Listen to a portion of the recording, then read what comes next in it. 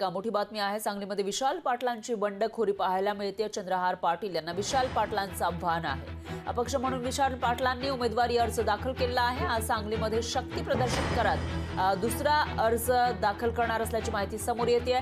त्यामुळे मवियामधीलच हे दोन नेते आता आमने सामने येताना दिसून येत आहेत। विशाल पाटील यांना उमेदवारी द्यावी अशी मागणी त्यांच्याकडून केली जात होती। काँग्रेसची ही तशी मागणी होती, पण त्याच्यामध्ये उद्धव ठाकरेंचे उमेदवार चंद्रहार पाटील यांना उमेदवारी आधी जाहीर झालेली होती आणि त्यानुसार जेव्हा फायनल वाटाघाटी झाल्या त्यावेळेला सुद्धा सांगलीची जागा ठाकरेंच्या शिवसेनेला गेली।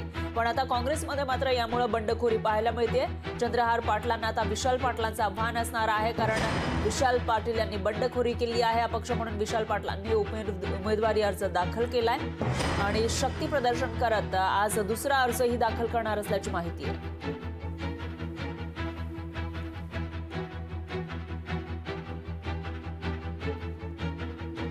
त्यामुळे आता पुढे नेमकं काय होणार ते बघावं लागणार आहे। तर सांगलीमध्ये आता मवियामधील हे दोन नेते एकमेकांना भिडलेले पाहायला मिळणार आहेत।